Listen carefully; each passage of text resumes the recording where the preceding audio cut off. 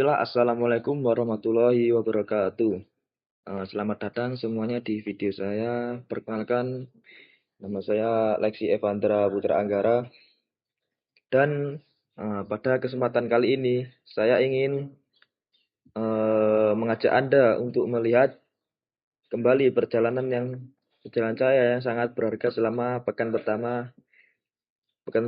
pertama belajar saya sebagai santri programmer di rumah IT ini. Selama 5 hari yang sangat intensif ini, ada 25 poin fundamental yang saya pelajari. Ini bukan sekedar materi teknis, tapi sebuah perjalanan yang secara mendasar mengubah cara berpikir tentang teknologi, logika, dan pemecahan masalah. Mari kita mulai pembahasannya. Pekan pertama ini dimulai dengan hal yang paling mendasar, yaitu membangun fondasi. Awalnya saya kira itu kita langsung dihadapkan dengan kode-kode yang rumit gitu ya. Tapi ternyata tidak. Kita justru diajak untuk memahami eh, 7 konsep fundamental melalui analogi yang ada di dalam kehidupan sehari-hari.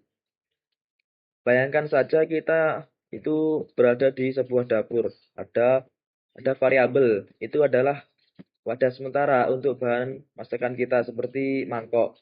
Lalu ada function adalah buku atau resep yang berisi langkah-langkah yang pasti untuk membuat suatu hidangan. Lalu kemudian ada yang namanya loop.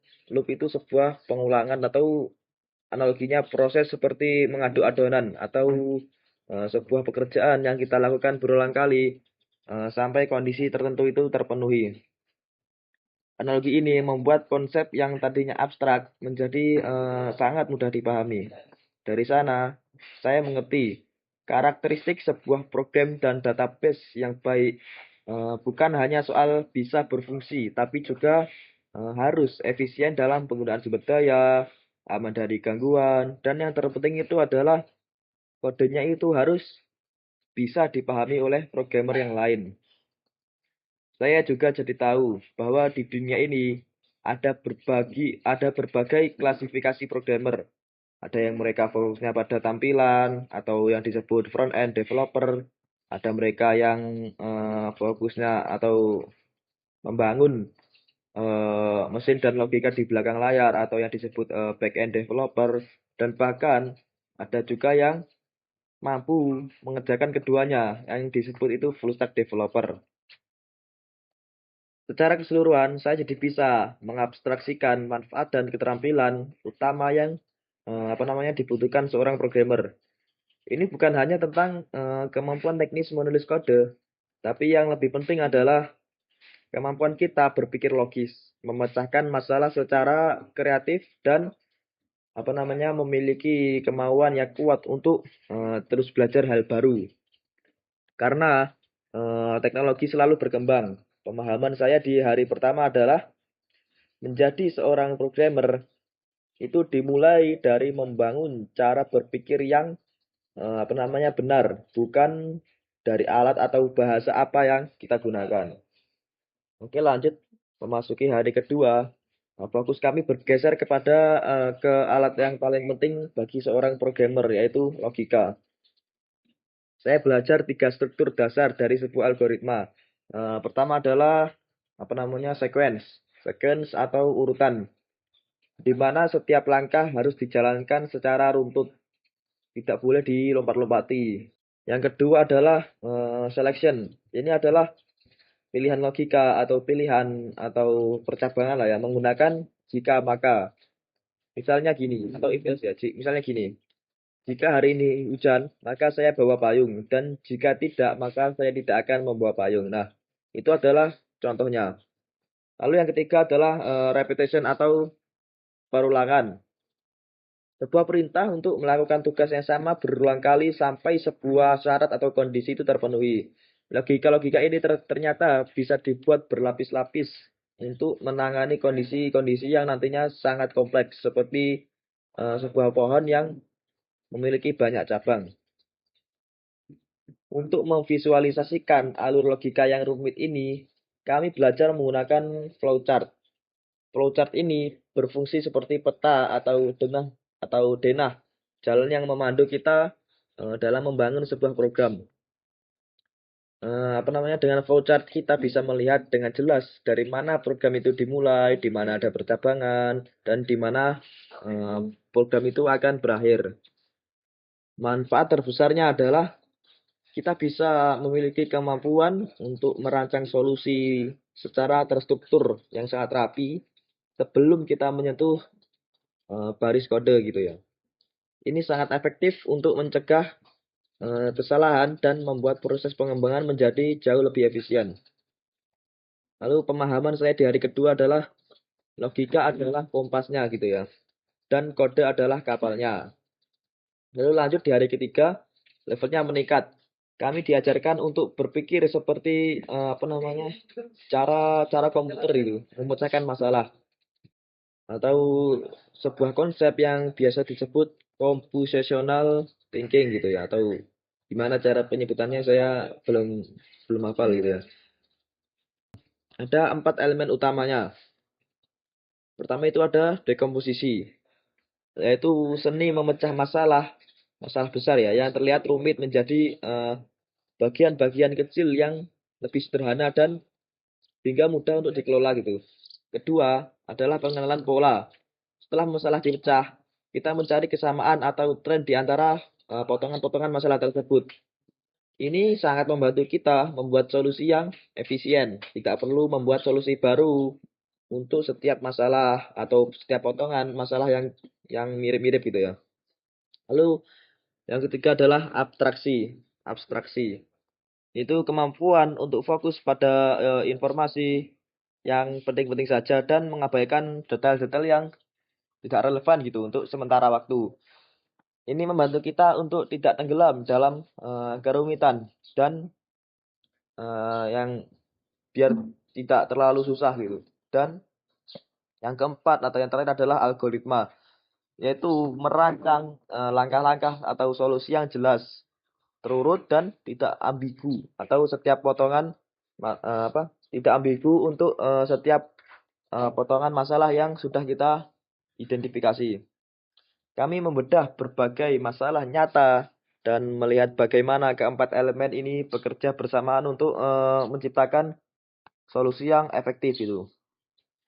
Solusi yang kami rancang, kemudian kami tuliskan dalam bentuk eh, saya lupa, dalam bentuk pseudocode atau apa itu. Pseudocode. Nah, intinya adalah bahasa sederhana yang terstruktur atau semacam coret-coretan terencana sebelum diubah menjadi kode yang sesungguhnya gitu.